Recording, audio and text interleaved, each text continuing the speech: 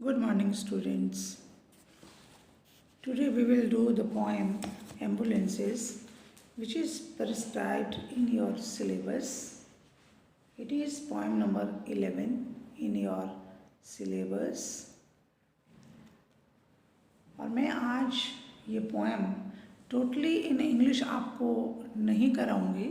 मैं ये एक एक्सपेरिमेंट करके देखना चाहती हूँ कि बच्चों को बहुत अच्छे से किस तरह से समझ में आती है, और वो मैं इसीलिए आपको मिक्स हिंदी एंड इंग्लिश में पढ़ाऊँगी ताकि आपको ये पोएम जो है बहुत अच्छे से समझ आए।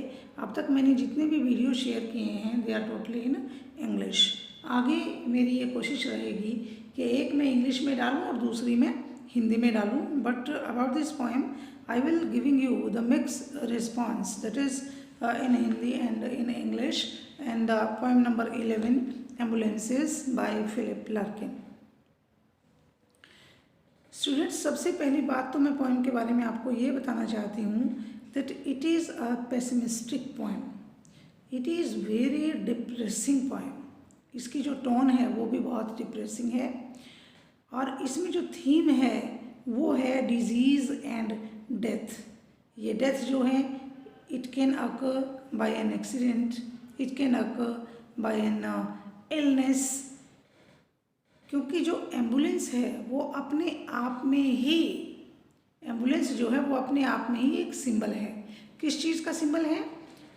It represents death, it represents illness, क्योंकि एम्बुलेंस की ज़रूरत हमें तभी पड़ेगी अगर कोई बीमार है उसको हॉस्पिटल ले जाना है, अगर किसी का एक्सीडेंट हो गया है उसको हॉस्पिटल ले जाना है। तो एम्बुलेंस जो है it is a symbol of death and illness, और एम्बुलेंस जो है वो किसी भी पेशेंट की जो जर्नी शो करती है, एम्बुलेंस के द्वारा जो जर्नी है वो उसकी फाइनल जर्नी भी हो सकती है और वो बच भी सकता है। Both the cases are possible. और आप सब जैसे जानते हैं the death keeps no calendar, मृत्यु जो है उसका कोई भी कैलेंडर नहीं है, वो कभी भी कहीं भी किसी भी जगह आ सकती है। It keeps no calendar, no date. And इस पोएम में ये दिखाता है पोएट फिलिप लार्किन कि जो डेथ है, death works as a leveller. Death से पहले चाहे कोई अमीर है या गरीब है, उनके जो लाइफ स्टाइल्स हैं they are different, but after death सबको जलकर राख हो जाना है, या किसी को बरियल ग्राउंड में अगर बरी कर दिया जाता है तो डेथ के बाद कॉमन क्या हुआ that it is emptiness, there is emptiness. सब कुछ ख़त्म हो जाता है, सब कुछ खाली हो जाता है, उसके सारे जितने भी लाइफ के क्रियाकलाप हैं सारे के सारे जो हैं उसके वो हमारे ख़त्म हो जाते हैं किसी भी व्यक्ति के। स्टूडेंट्स, ये पोएम जो है 5 स्टेंजाज में है और हर स्टेंजा में 6 लाइन्स हैं, तो 5 into 6 कितना हो गया? 30 लाइन्स। ये पोएम जो है ये 30 लाइन्स की है। Now let me read the poem and explain it line by line. देखिए, in the first line the poet says closed like confessionals. किसके बारे में बता रहा है? एम्बुलेंस के बारे में बता रहा है। एम्बुलेंस के बारे में क्या बता रहा है कि ये क्लोज्ड है। क्लोज्ड मीन्स बंद है।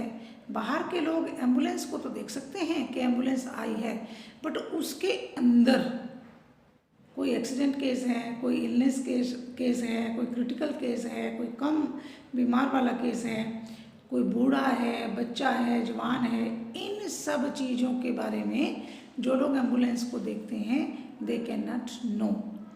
उसमें सिर्फ एक ही विचार हमारे दिमाग में आता है कि कोई बीमार व्यक्ति हो सकता है, कोई एक्सीडेंट केस हो सकता है। तो इस तरह से एम्बुलेंस अपने आप में ही सिंबल है, और एम्बुलेंस जो है उसका कोई फिक्स टाइम नहीं है कहीं भी आने जाने का। वो in any part of the day, दिन के किसी भी टाइम कहीं भी दिखाई दे सकती है, क्योंकि इमरजेंसी जो है वो कभी बताकर नहीं आती, वो कहीं भी आ सकती है, किसी को भी आ सकती है। तो एम्बुलेंस की ज़रूरत किसी को भी पड़ सकती है। तो मैं अब ये पॉइंट पढ़ रही हूँ, और the first line says closed like confessionals. They thread loud moons of cities, giving back none of the glances they absorb. और कहते हैं कि एम्बुलेंस जो है वो क्लोज्ड है। क्लोज्ड कितनी क्लोज्ड है? इतनी क्लोज्ड है जितने कन्फेशन बॉक्स होते हैं। अब क्वेश्चन ये राइज होता है कि कन्फेशन बॉक्स कहाँ होते हैं? स्टूडेंट्स, क्रिश्चियनिटी में ये एक बिलीव है कि अगर किसी ने कोई क्राइम किया है, कोई सिन किया है, तो वो सिनर जो है वो चर्च में जाके, सिर्फ क्लर्जीमैन वहाँ पे होता है और कोई भी वहाँ पे अलाउड नहीं होता, वो गॉड के सामने अपने सिन जो उसने किए हैं उनको कन्फेस कर सकता है। ऐसी धारणा क्यों बनी कि वहाँ पे वो कन्फेस करे?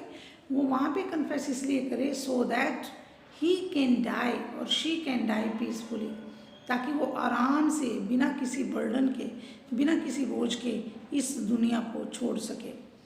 तो ये जो एम्बुलेंसेस हैं वो कन्फेशनल बॉक्सेस की तरह क्लोज्ड हैं और ये दिन के लाउड मून्स ऑफ सिटीज़, शहरों में दिन के समय या किसी भी समय, giving back none of the glances they observe.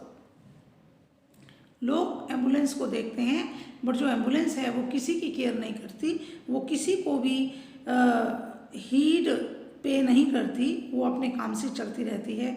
Light glossy grey arms on A plaque, और ये लाइट ग्लोसी ग्रे कलर की एम्बुलेंस है क्योंकि उस टाइम इंग्लैंड में जो एम्बुलेंसेस थी उनका ग्रे कलर ही होता था और उस पर प्लैक लगा हुआ है।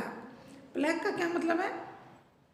प्लैक का मतलब है कि उसके ऊपर एक पट्टी लगी हुई है और वो पट्टी जो है वो बताती है कि किस इंस्टीट्यूट की ये एम्बुलेंस है।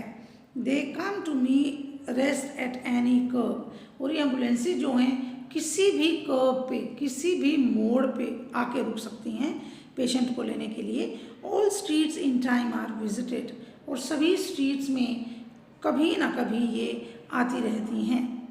सेकेंड जो स्टैंजा है हमारा वो है then children strewn on steps और रोड्स। सीढ़ियों पे जो बच्चे खेल रहे हैं, रोड पे जो बच्चे चल रहे हैं, चारों तरफ बच्चे बच्चे फैले हुए हैं। और women coming from the shops, जो औरतें हैं वो शॉपिंग करके आ रही हैं मार्केट से, वो चली जा रही हैं, वो सब इस एम्बुलेंस को देखते हैं and they think about the patient.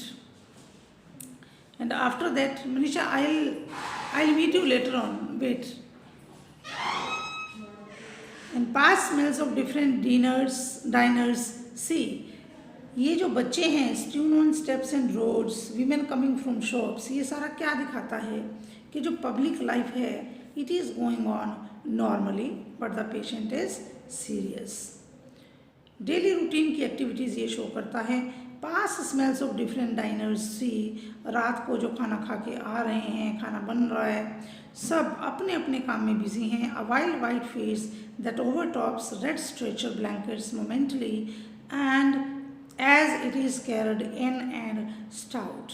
और देखिए कहते हैं कि जो पेशेंट है उसको रेड कलर का ब्लैंकेट ओढ़ाया गया है और उसके फेस की जो वाइटनेस है वो उससे कंट्रास्ट में है, वो दिखा रहा है। वाइटनेस कब आती है कि जब patient is near to death. और इस तरह से ये सारे का सारा उन्होंने सीन दिखाया हुआ है कि किस तरह से आम लोगों को कोई फ़र्क नहीं पड़ता, एम्बुलेंस आ रही है, एम्बुलेंस जा रही है, पेशेंट उसमें बूढ़ा है, बच्चा है, जवान है, it doesn't matter at all the people are busy in their day's work. And the third stanza says, and since they're solving emptiness, after death क्या होता है? Death is the ultimate reality of man's fate. Death is the ultimate reality. Ultimate reality is death. के end में हम सबको मरना ही है एक दिन. That lies just under all we do, and for a second get it whole, so permanent and blank and true. कहते कितना बड़ा सच है कि सब कुछ खत्म हो जाता है after death and death is permanent. वो कहता है, पोइट कहता है कि अगर संसार में कुछ भी सबसे बड़ा सच है तो वो सिर्फ और सिर्फ क्या है? डेथ है। और कुछ हो ना हो बट डेथ कभी भी भूलती नहीं है किसी भी इंसान के पास आना। जिसका टाइम आ जाता है उसके पास डेथ आती है और वो चला जाता है, और उसके जाने के बाद ब्लैंकनेस आ जाती है, बिल्कुल ब्लैंक हो जाता है। खाली हो जाता है सब कुछ। The fastened doors recede, poor soul, they whisper at their own distress। और लोग जो हैं, जो पेशेंट अंदर होता है उसके ऊपर तरस खाना शुरू कर देते हैं और वो एक और रिलेशन बना देते हैं, वो अपनी डेथ को रियलाइज करने लगते हैं, रिलेट कर लेते हैं उस व्यक्ति की डेथ से, और वो इमोशनल हो जाते हैं कि हम सबको भी एक दिन जाना है। नेक्स्ट स्टेंजा कहता है, for borne away in dead and air may go the sudden shut of lows around something nearly at an end, and what cohered in it across the years the unique random blend of families and fashions there। Poet कहता है कि it appears, ऐसा लगता है कि जो patient है उसकी ये फाइनल जर्नी है, और ऐसा बिल्कुल साफ है किन वर्ड से, जो इस स्टेंजा में वर्ड्स यूज़ किए गए हैं, deadened air, the sudden shut of lows, and something nearly at an end।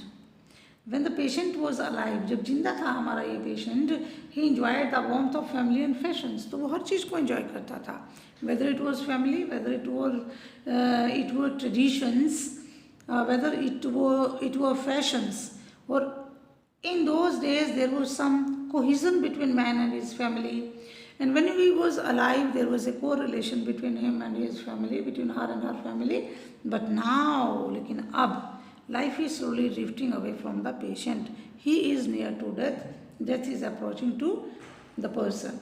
And in the last stanza, what does the poet say?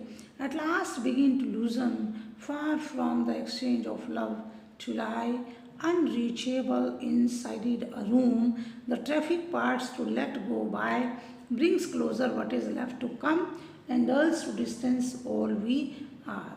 और इस तरह से पोइट कहता है कि जो जाने वाला है, जिसको death is nearing to anybody, उस व्यक्ति के बीच में और जो जिंदा लोग हैं, फैमिली के दूसरे लोग हैं, उनके बीच में एक तरह का डिस्टेंस जो है क्रिएट हो जाता है, जाने वाले के बीच में और इस वर्ल्ड के बीच में। और डिस्टेंस है जाने वाले वर्ल्ड में, जिस वर्ल्ड में उसको जाना है, और इस वर्ल्ड में जिसमें हम रह रहे हैं। तो कहता है that everything seems that important now will dissolve and there will be nothing of us left। अब जाने वाले के लिए कुछ भी नहीं बचेगा, सब खत्म हो जाएगा। Everything that held them to this world is coming loose as they near death। As the death is nearing, everything is losing। The traffic parts to let the ambulance pass, and the person inside the ambulance moves further close to death and away from the rest of the world। Ambulance को सभी रास्ता देते हैं, आपको पता है कि जैसे ही हॉर्न बजता है एम्बुलेंस का, सब लोग जो हैं वो रास्ता छोड़ते चले जाते हैं, और एम्बुलेंस को हर कोई व्यक्ति जाने देता है सो दैट उसको टाइमली हेल्प रीच हो जाए।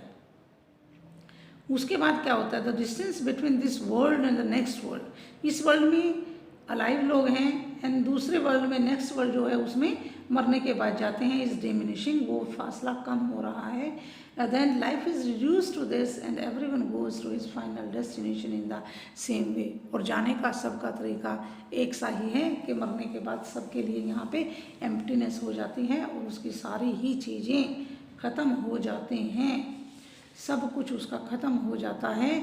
और हम कह सकते हैं कि ये जो पोएम है, इस पोएम के अंदर पोइट जो है he is stressing inevitability of death, यानी death is inevitable, it will surely come, it will come at any cost, we don't know whether the patient when it will come, it can come at any time, there is no time of death, that's why it is said that death keeps no calendar। This poem is a pessimistic poem about illness and death। इसका जो theme है वो है disease and death, और depressing poem है, really depressing one. इसका जो title है, टाइटल ही ये सुजेस्ट करता है that the sight of an ambulance has an immediate effect on the spectators who would at once think of somebody dying। An ambulance may remove a sick man who has been injured seriously in a road accident, as I have already said that it may be an accidental case, और it में भी an illness case, disease का भी case हो सकता है, road accident का भी हो सकता है, एंड पॉसिबली डेथ, और हो सकता है उसकी डेथ ही हो जाए। तो किसी भी तरह से ये पोएम जो है ये चीयरिंग वन नहीं है, बल्कि ये डिप्रेसिंग वन है, टोटली डिप्रेसिंग वन है। टोन जो है that is also very bleak, not only bleak but rather depressing. So we can say that this poem is a depressing poem. It is about illness, it is about death, it is about disease, and after death nothing is left in this world. The man has gone. और students, आप सब लोगों को channel जो है वो subscribe भी करना है और लाइक भी करना है, और जो ये वीडियो है इसको एंड तक सभी जो स्टूडेंट्स हैं सुनेंगे तो आपको हर चीज़ पोएम के बारे में समझ आ जाएगी। Thank you.